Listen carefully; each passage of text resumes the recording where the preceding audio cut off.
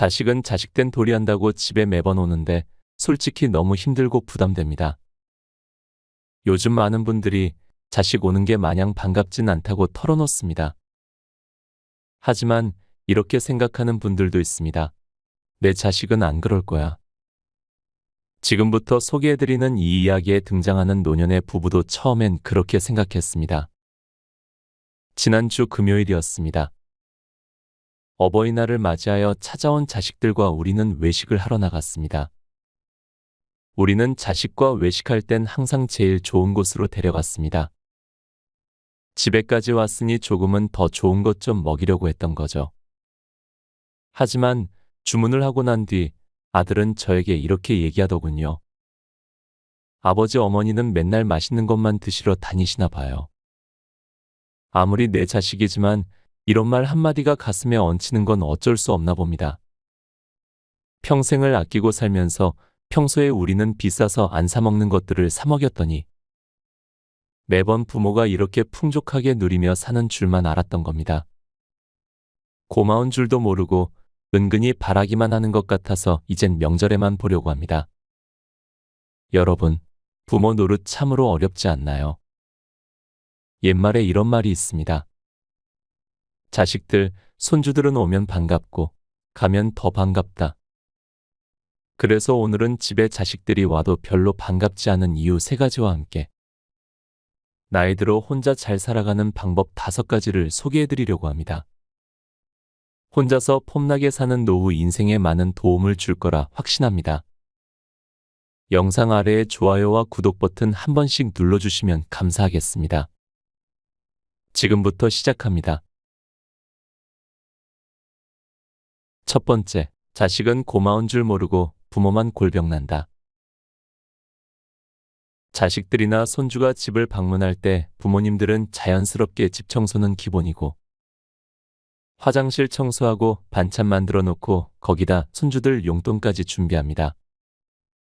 물론 자식을 사랑한다는 마음에서 했다지만 나이가 들수록 이는 몸의 부담으로 다가옵니다. 특히 허리와 무릎이 아프신 분들에게는 더욱 그렇죠.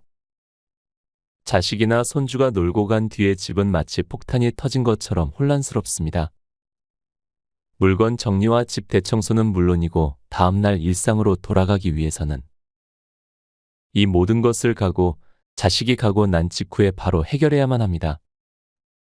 요즘은 며느리나 사위에게 고생시키는 걸 미안하게 생각하는지라 준비나 정리가 더더욱 부담됩니다. 주말에 왔다 가면 휴일에 쉴 수 있는 나만의 시간은 날아가 버립니다. 자식이나 손주가 진심으로 고마워한다면 그나마 다행이지만 고마운 줄 모르는 경우가 다수입니다. 자식들이 오직 받기만을 기대하고 우리가 해주는 걸 당연하게 여길 때 오는 피로와 허탈함은 더 큰 스트레스로 옵니다. 두 번째, 시대가 변했다. 시대가 변하면서 가족 간의 관계도 크게 달라졌습니다. 우리가 젊었을 때는 부모님들 댁에 방문할 때는 이것저것 장도 보고 시어머니 입맛에는 뭐가 맞을지 고민을 하면서 반찬거리를 직접 준비했습니다. 이처럼 우리는 부모님들께 식사를 준비하는 것이 일반적이었습니다. 그러나 요즘은 상황이 많이 달라졌습니다. 아들 내외가 손자들을 데리고 방문할 때는 오로지 몸만 옵니다. 자식들은 당연하게 우리들이 식사를 준비하는 것으로 생각하기 때문이죠. 또한 예전에는 부모님께 매달 용돈을 드리는 게 자식의 도리라고 생각했지만 지금은 오히려 부모가 자식이나 손주에게 용돈을 주는 게 일상이 되었습니다. 그래서 자식이나 손주가 올 때 지갑부터 열어보는 게 습관이 되었죠. 솔직히 경제적인 부담감을 무시할 수 없습니다. 손주들에게 용돈을 주고 맛있는 음식을 준비하고 때로는 가족 여행까지 지원하기 위해서는 상당한 부담이 따릅니다. 이러한 상황에서 자식들이 경제적인 도움을 받고자만 한다면 우리의 부담감은 더욱 커질 수밖에 없습니다. 더군다나 지금까지 모아둔 노후 자금까지 조금씩 부담이 된다면 자식들이 집에 오는 걸 마냥 반길 수는 없게 됩니다. 세 번째, 오히려 자식을 더 망친다. 여러분도 느끼시겠지만 요즘 세상은 넓고 배울 것은 많습니다. 특히 20대, 30대는 사회에 나가 다양한 인간관계를 경험하고 돈을 버는 법, 재테크 그리고 부동산 사기를 당하지 않는 방법 등을 배워야 하는 중요한 시기입니다. 하지만 만약 자식들이 이 시기에 부모님에게 계속 의지한다면 그들은 과연 독립적인 생활 능력을 똑바로 배울 수 있을까요? 부모의 보호 아래에서만 생활한다면 자식들은 30대, 심지어 40대가 되어도 스스로의 삶을 꾸려나가는 데 어려움을 겪을 수 있습니다. 이처럼 자식이 부모에게 매달리기 시작하면 평생 모아놓은 노후 자금까지 위험해질 수도 있습니다. 이는 부모와 자식 모두에게 끔찍한 일이기도 합니다. 부모님과 자식 모두를 위해서라면 자식이 20살이 되었을 때 독립적으로 살아갈 수 있도록 격려하고 지원하는 것이 중요합니다. 부모 품에 있을 때는 자식이지만 부모 품을 떠나면 남입니다. 누가 보면 매정하다고 할 수 있지만 이는 부모와 자식 모두가 몸과 마음이 건강한 사람임을 대신하는 말이기도 합니다.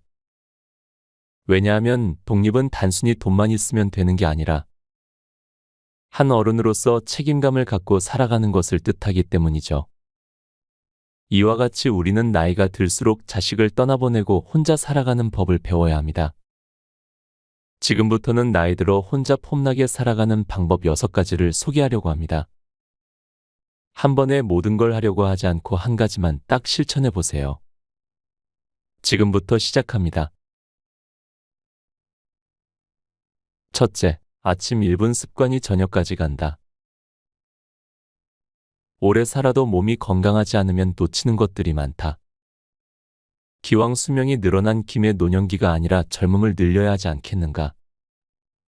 올해 8순이신 어머니는 유용한 정보니까 꼭 읽어보라며 몇 년 전부터 종종 메시지를 보내신다. 도대체 어디에서 그렇게 다양한 정보를 모으시는지 여전히 미스터리지만 의외로 건강관리에 상당히 도움이 되는 내용이 알차게 들어있었다. 내 건강 유지 비법이 된 몇 가지 루틴을 소개해보겠다. 첫째, 아침에 눈을 뜨고 제일 먼저 침을 뱉는다. 잠자는 시간 동안 세균이 배양되어 아침에 일어난 직후 입속에 세균이 가장 많다고 한다. 그때 물을 마시면 입안에 세균을 함께 삼키게 되므로 침을 여러 차례 뱉고 난 후에 물을 한 잔 마신다. 둘째, 물을 마신 후에는 폼롤러를 이용해 밤새 경직되어 있던 몸을 풀어준다. 다리, 허리 등 어깨, 목 순서로 최대한 풀어준다. 아침과 똑같이 밤에 잠들기 전에도 20에서 30분 정도의 스트레칭으로 하루의 피로를 풀어준다. 셋째, 나는 평일이든 주말이든 동일한 시간에 일어난다. 물론 아주 피곤할 땐 늦잠을 자는 경우도 있지만 매우 드문 일이고 거의 매일 같은 시간에 잠들고 일어난다. 늘 일정한 루틴을 유지하다 보니 자연스럽게 몸 상태도 비슷한 수준을 유지할 수 있게 된다. 넷째, 찬 성질의 음식 먹기를 최대한 자제한다. 나이를 먹을수록 몸을 따뜻하게 해야 하는데 커피, 밀가루 음식, 달콤한 디저트는 몸을 차게 하는 성질이 있다. 그래서 이런 음식을 멀리하거나 줄이고 있는데 많은 인내심이 필요하지만 그 대신에 주어지는 효과도 꽤 크다. 마지막으로 발뒤꿈치 들기 운동을 매일 100번 이상 한다. 발뒤꿈치 들기 운동은 때와 장소를 가리지 않고 간단히 할 수 있는 데 비해 그 효과는 엄청나다. 종아리는 제2의 심장이라고 하는데 이 운동을 하면 종아리 뒤쪽 근육을 강화할 수 있다. 고혈압 예방, 하지근력, 혈액순환 강화, 무릎 통증, 허리 통증 완화 등에 좋다. 사실 대단한 비결이라고 하기엔 너무 소소하고 누구나 마음만 먹으면 실천할 수 있는 규칙들이다. 하지만 건강관리는 바로 이 사소한 습관의 변화에서 시작된다. 거창한 계획보다 지금 내가 할 수 있는 일부터 오늘 하루 한 뼘씩 바꿔나가는 일부터 시작해야 한다. 아주 작은 습관의 힘은 생각보다 강력하다. 둘째, 배짱 좋게 어쩌라고를 외쳐라. 우리나라에서는 유독 타인의 시선을 의식하는 분위기가 조성되어 있는 것 같다. 어제 입던 옷을 또 입고 가면 직장 동료들이 홍보겠지. 이 옷은 너무 튀어 보일까? 이런 헤어스타일은 촌스럽다고 하려나? 단언컨대 쓸데없는 고민이다. 사람들은 각자 자기 인생을 사느라 바쁘기 때문에 남에게 그리 큰 관심이 없다. 그러니 남에게 내가 어떻게 보일지, 나를 어떻게 생각할지 너무 고민하지 않아도 된다. 내가 하고 싶은 대로 하고 살아도 아무 일도 일어나지 않는다. 그저 나의 행동으로 남에게 피해를 주지 않으면 문제없다. 대인관계에 있어서 나의 말과 행동이 다른 사람에게 어떤 영향을 미칠지 고려하는 것은 타인을 배려하는 사려 깊은 행동이다. 그렇지만 도가 지나쳐서 남의 눈치를 보는 수준이라면 자신의 행복을 남의 의미 없는 시선보다 뒷전으로 미루는 바보 같은 행동이 될 수 있다. 다른 사람의 말보다는 자신의 생각과 행복을 우선하는 것은 이기적이거나 잘못된 것이 아니다. 스스로의 마음에 집중하는 자연스러운 일이다. 물론 살다 보면 타인의 시선이나 의견과 충돌하는 부분이 생기기 마련이다. 그러나 내 마음도 뜻대로 되지 않는 세상에 어떻게 남의 생각을 바꿀 수 있겠는가? 어차피 그것은 그 사람의 생각이지 내 생각이 되어야 하는 것은 아니다. 불필요한 요소는 한 귀로 듣고 한 귀로 흘려버리는 것도 필요하다. 물론 이것도 상당한 훈련이 필요한 일이다. 오히려 배짱 좋게 그래서 어쩌라고 늘 외치고 나면 마음의 평화가 찾아올 것이다. 지금 당장 실천해보자. 셋째, 나를 응원하는 사람을 만나라. 상처보다 응원에 집중하자. 학교에서는 친구, 직장에서는 동료, 결혼에서는 가족과 친척들까지. 사람은 태어나서 죽는 날까지 타인과 관계를 맺으며 살아간다. 깊은 산 속에서 평생 홀로 살지 않는 한 우리는 인간관계에서 완벽하게 자유로울 수 없다. 그래서 타인과의 관계가 내 삶에 미치는 영향도 적지 않다. 그 관계는 우리를 웃게 하고 행복하게 만들기도 하지만 때로는 상처와 배신감을 안기기도 한다. 아무리 성격이 좋은 사람이라도 모든 사람과 원만하게 지내는 것은 불가능하다. 아이러니하게도 애초에 불가능하다는 것을 알면서도 우리는 그 일을 해내려고 기를 쓰고 노력한다. 그 과정에서 힘들어하고 마음에 상처를 입기도 한다. 특히 타인이 별 생각 없이 툭 던지는 말과 행동에 민감하게 반응하는 사람일수록 마음을 다칠 확률이 높다. 더욱 기가 막히는 일은 내가 마음에 상처를 입었다는 사실을 당사자는 잘 모른다는 것이다. 이보다 억울하고 분한 일이 또 있을까? 타인에게 상처를 입히는 사람이 늘 나쁜 의도를 가지고 있는 것은 아니지만 자신이 던지는 말에 영향력에 무감각한 경우도 많다. 특히 내 생각은 아니고 누가 그러던데 라며 험담을 옮기는 사람과는 아예 손절하는 것이 낫다. 애초에 그 말을 전하는 것 자체가 자신도 그 말에 동조한다는 뜻인데 제3자를 내세워 전하는 것은 더 비겁한 행위다. 이와 같이 내가 하는 말도 의도와 달리 남에게 전달될 확률이 높다. 사람들은 자신의 문제점은 사소하게 여기면서 타인의 문제는 크게 부풀려 지적하는 경향이 있다. 그러나 우리의 인생은 하루하루가 소중하기에 내게 상처를 입히는 사람보다는 힘이 되어주는 사람들을 돌아보는 것이 더 행복하게 사는 방법이다. 나를 못마땅하게 보는 사람들의 기준이나 비위를 맞추려고 노력할 시간에 나를 응원하고 사랑하는 사람들에게 한마디라도 더 건네는 것이 어떨까? 우리는 이미 그게 옳은 길이라는 걸 알고 있다. 나를 응원하는 사람, 내가 응원하는 사람을 만나자. 넷째, 나이는 먹지만 생각은 젊게 하자. 100세 시대의 나이는 예전과는 다르다. 우리 부모님 세대의 30이면 자녀가 서너 명 있는 게 당연했지만 지금은 30에 결혼을 하면 이르다고 한다. 나이의 숫자가 중요한 시대는 지났다. 청년으로 50년을 살 것인지 노년으로 50년을 살지 생각해 봐야 한다. 이는 마음먹기에 달렸다. 100세 인생 시대에는 생각과 마음가짐을 보다 젊게 가지려고 노력할 필요가 있다. 경우에 따라 내 의견이 틀리고 젊은 사람의 의견이 옳기도 하다는 사실을 겸허히 인정하고 받아들일 수 있어야 한다. 그 과정에서 어떤 이유로 차이가 생기는지 이해하려는 노력을 곁들이는 것도 중요하다. 우리 자녀들이 나이 들 때면 평균 수명이 120세가 될 것이라고 한다. 이들은 새로운 변화에 맞서 평생 공부해야 하며 최소 3에서 5개 이상의 직업을 가지게 될 것이다. 기성세대는 경험해 본 적 없을 뿐 아니라 상상하기조차 어려운 미래다. 내가 살아본 적 없는 시대에 대해 어떻게 충고할 수 있겠는가? 자녀가 나보다 더 나은 삶을 살길 바라는 마음에 조언하고자 하는 마음은 100분 이해하지만 의도와 달리 마음만 상할 수 있으니 꼰대가 되지 않기 위해 의식적으로 노력하는 것도 필요하다. 나는 평소 말과 행동에 앞서 반드시 곱씹는 원칙 5가지를 정해 두었다. 첫째, 내가 틀렸을지도 모른다. 둘째, 내가 바꿀 수 있는 사람은 없다. 셋째, 그때는 맞았지만 지금은 틀릴 수 있다.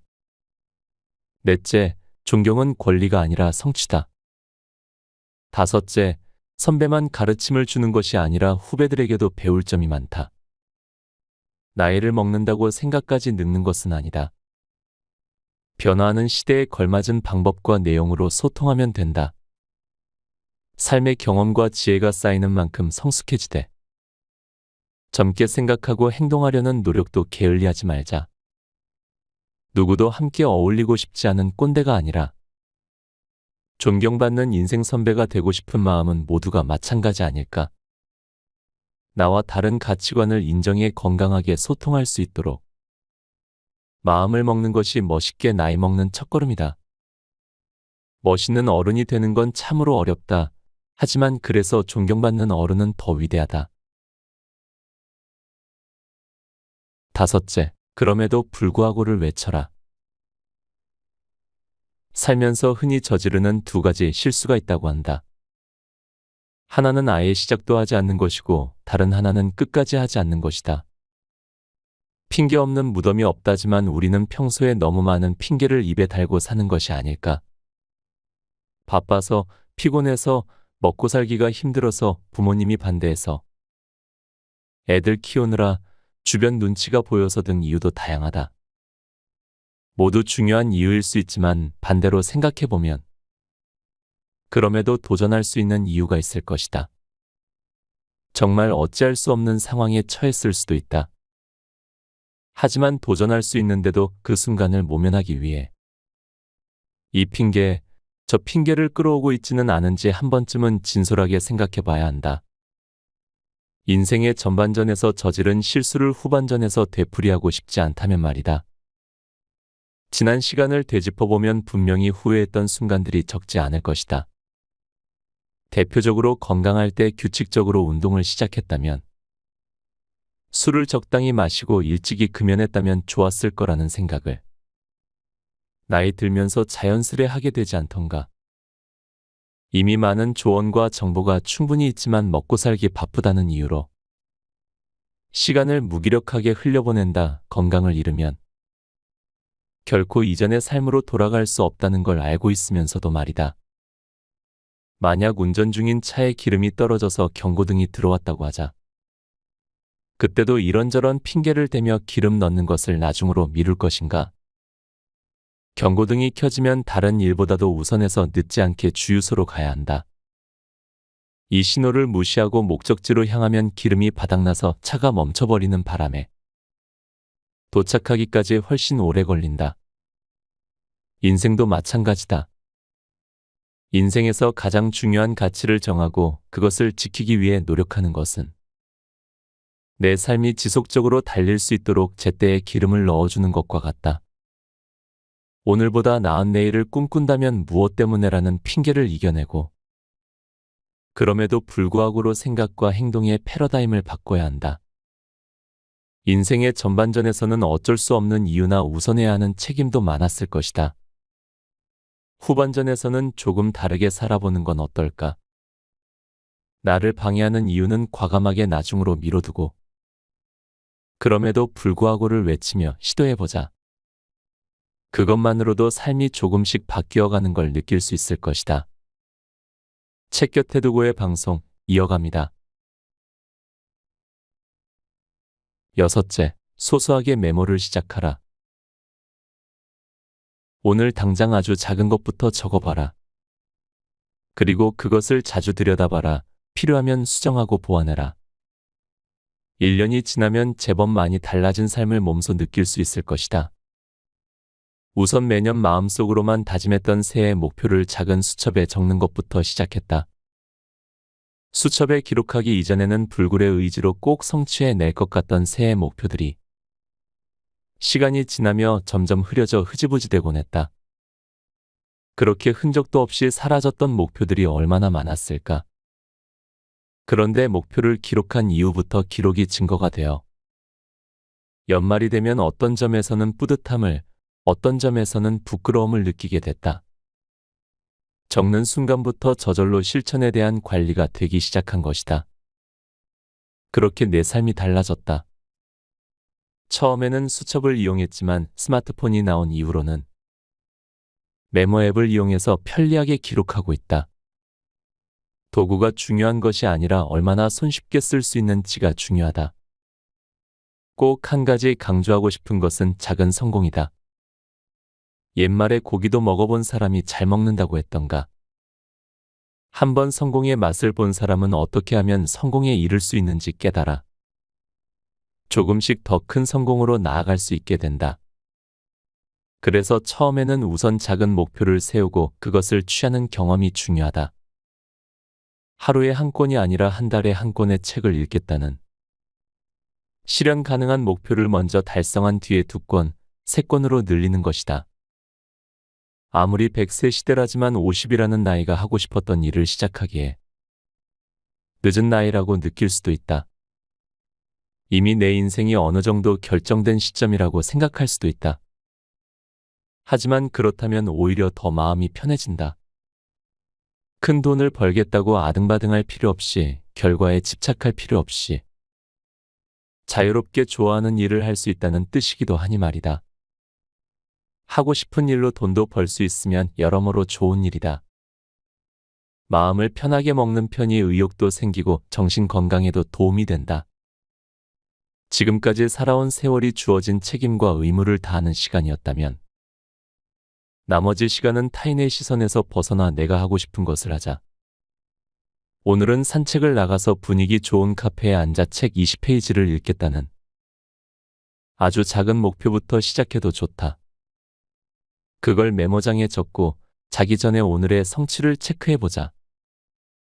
그렇게 첫걸음을 떼고 버킷리스트를 늘려나가다 보면 뭘 해야 할지 몰랐던 시간들이 매 순간 기대되는 날들로 채워져 가는 걸 느끼게 될 것이다. 곁에 두고의 짧은 생각. 우리가 자식을 향한 사랑과 기대를 가득 안고 살아가면서 때로는 그들의 한마디 한마디가 우리의 마음에 큰 무게로 다가올 때가 있습니다.